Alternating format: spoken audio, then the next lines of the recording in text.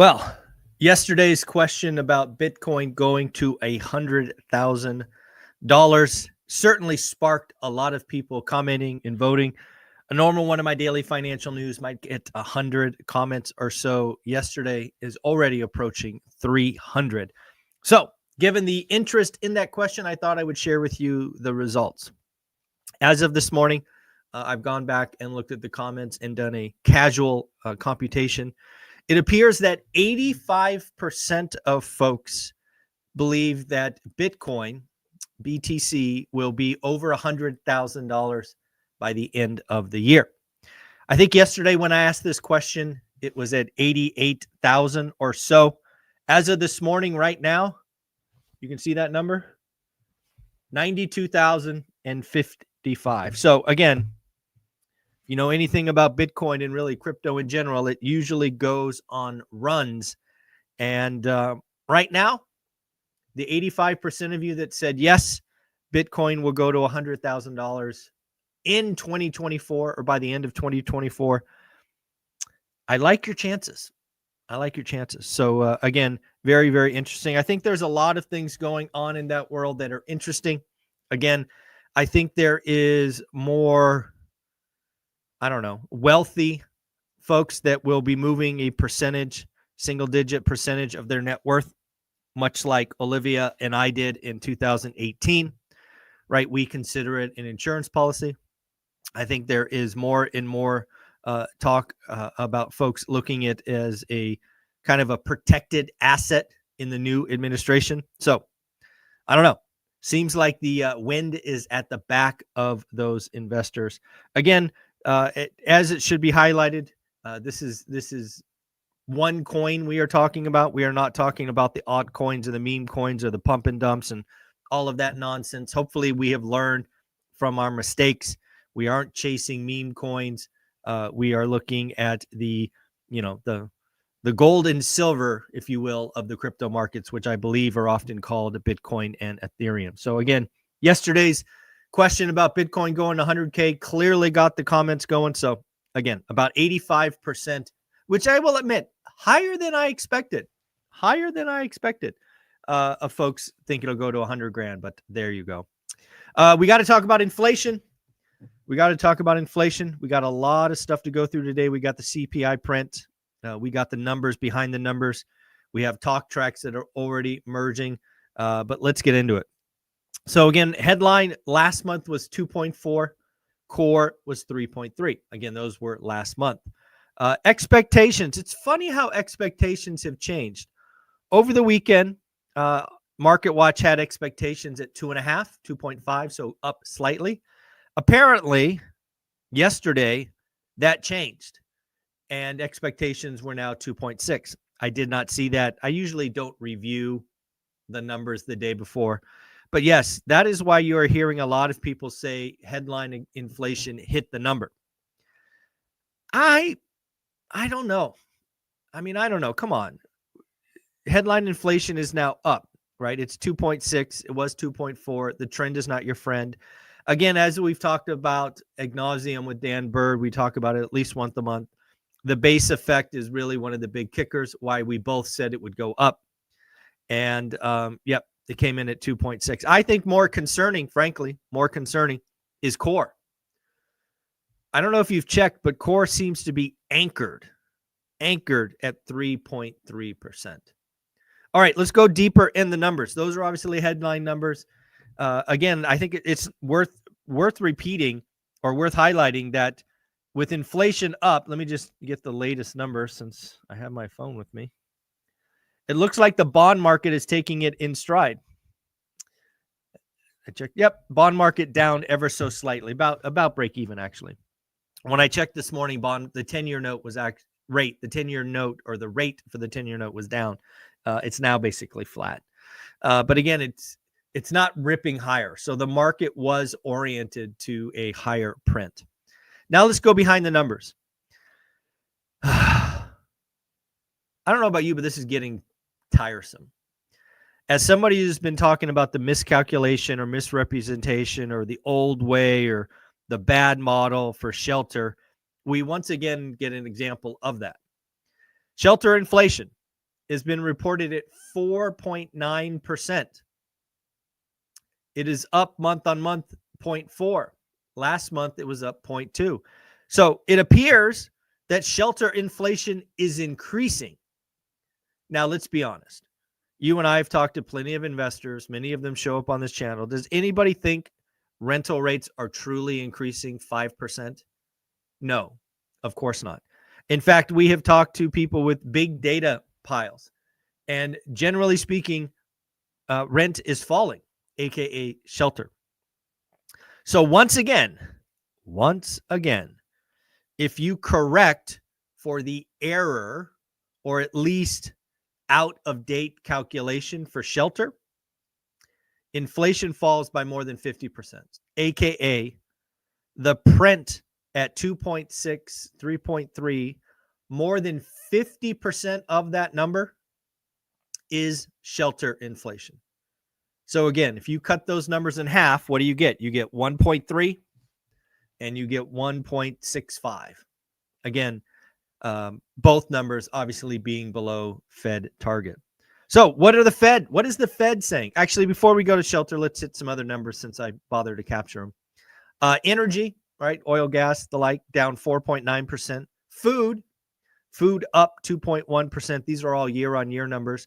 Car insurance did fall ever so slightly for the month, but is still up 14% year-on-year. So again, insurance is a big problem.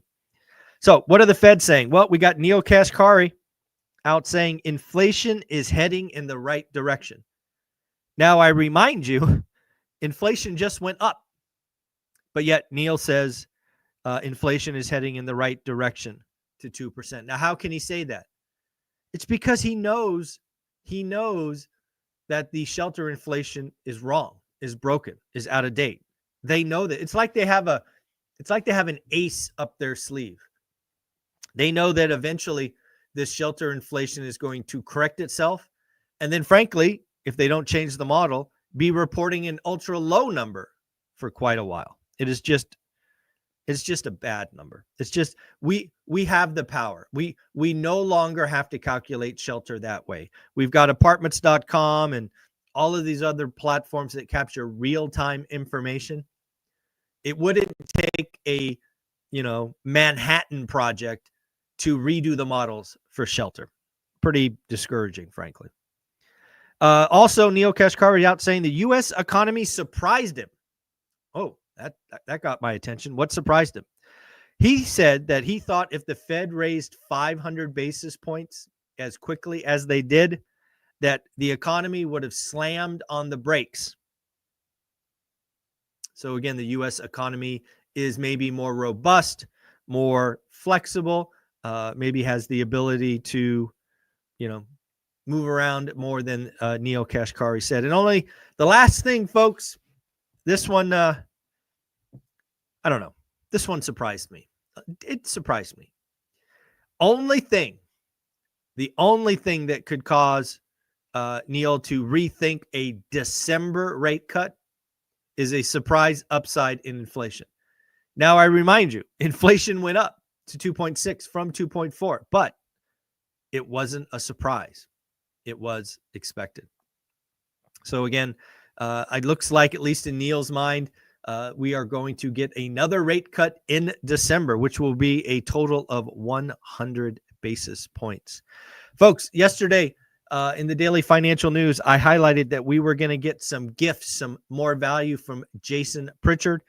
Jason Pritchard is, again, somebody I put on my personal Mount Rushmore of real estate investors. He once again over-delivered, as he so often does. He talked about getting us 2 videos for school.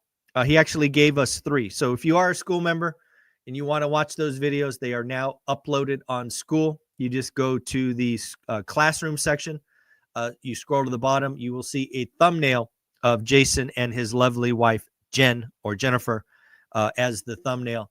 What you're going to find in those is you are going to see a full breakdown of his business, right? The wholesaling, real estate flips, all of that. He's going to break down his entire business for you in a video. Next, he's going to talk about the secret or the power of raising private money. And then finally, He's giving you a true gift. He has given you a recorded live seller call. So again, you could see what one of those looks like. So again, if you are a part of school, they are there. They are available. Go listen. You will enjoy them. Again, he's on my Mount Rushmore of real estate investors. So I hopefully you go check those out. And Jason, if you watch this, thank you for giving that to the school community. Since we're talking about school, let's mention two more things. One, Benjamin. Benjamin joined yesterday. Benjamin, thank you so much. Do remember that in order to unlock Jason Pritchard's videos, you do got to get to level 2. It's ridiculously easy. Just introduce yourself, read a few posts, comments. You will unlock not only Jason, but Ty's 6-hour masterclass on creative financing. And if you care to get a 10-week boot camp that was $1,000, you need to get to level 3. And then shout out to the ladies of ORAT. Yes, the ladies of ORAT are doing big things. They've scheduled their first Zoom for November 13th at 8 a.m. So in about 19 minutes, the ladies of ORAT will have their first kickoff in Zoom call, which I am so happy to see. Let's talk about something that I found on Twitter. I want to give a shout out to the creator, the Mojo Mindset. The Mojo Mindset is someone who's been on the channel a couple of times. He summarized a video of talking about millionaires. The conversation was between Lewis Howes and George Kamal. These are the 5 takeaways for how people become millionaires. Number 1, they live on less than they make. Again, folks, if I've made anything clear to you, hopefully you understand my personal 3-step process to getting wealthy is you have to have discretionary income, disposable income. You have to have money left over that can become those initial seeds of seed capital that can buy assets. So number 1, nailed it. Number 2, kind of in the same light, but ever so powerful in the twist, delayed gratification. This is something that I was frankly very bad at for 3 decades. I've shared the story with you of being, getting my first quote unquote full-time job, becoming an accountant after getting my 4-year degree with student debt. Yes, with student debt. And I went out and bought a stupid car. Bought a car that was more than my income. But hey, financed it. Good to go. Delayed gratification is important. Again, this process, as I tell you all the time, in getting wealthy is a 10-year journey. It just is. I'm sorry. It's a 10-year journey. Number 3, this is something, again, I got wrong until very recently. They drive average 4-year-old used cars. Cars are expensive. They depreciate quickly. Again, millionaires are comfortable driving old used cars. Number 4, this one's important. This is why I try to motivate you to, to believe in yourself. 97% of millionaires believe they control their own destiny. And I got to tell you, there's a lot of people I interact with that think there's this outside force and they have no control, right? It just, life happens to them instead of them making life happen. You have to believe it's possible. You have to believe in the 3 steps. Step 1, discretionary income. Step 2, become elite. Step 3, do it for a decade. You've got to believe that you have control. You have to take extreme ownership. It's just no other way, in my opinion. And number 5, they make a plan. They get on a budget. Again, these are summaries from the Mojo Mindset. Shout out to he and his lovely wife. I appreciate that summary. Wanted to share it with you. Want to shout out Claudia Som. Good news, folks. Claudia Som and I are currently actively trying to get her rescheduled on the channel. That was a wonderful video helping us understand economy from a world-renowned economist. I think she's amazing. Claudia Som put out a post on Twitter or X that says, "We do not have an inflation problem now. We have a housing problem." And oh, by the way, we've had a housing problem for a year. This is really Claudia Som's point that, hey, folks, let's look at shelter. Again, in my opinion, not hers, my opinion, there's a calculation or model error, which, oh, by the way, I replied to her text or her post, so we'll see if she agrees or disagrees. But again, a lot of the inflation, over 50% of the inflation in today's prints was shelter inflation. So again, Lots and lots of stuff going on. Lastly, want to shout out John Burns Real Estate Consulting. Love John Burns. They put out a lot of great stuff. They did a summary of LGI Homes earning call. Again, LGI Homes is a home builder.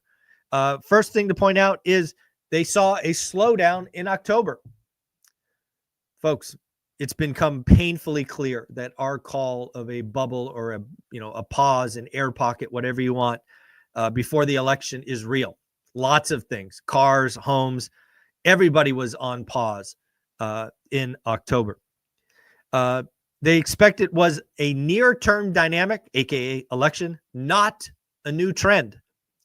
I don't know. We're going to find out because it's really interesting. I don't know if you guys are seeing this, but I've gotten, let me be accurate, probably 10, maybe 15 notes, either text, IG messages, maybe some on X, about activity picking up post-election results. Some people had properties listed, no activity, and boom, 2 offers. Some people had other properties out and they got offers. So again, it'll be interesting to see as the data rolls forward what happens. And then lastly, LGI Homes, challenge is at the entry level. No kidding. This is what I talked about at Resi Day. Again, shout out Lance Lambert in New York City last week. We need to build smaller entry-level housing. Anything we could do to encourage that, any legislation, whatever, to build more entry-level housing would be a good idea. And then finally, this got me surprised. Again, it's Wednesday, so we get a lot of mortgage data.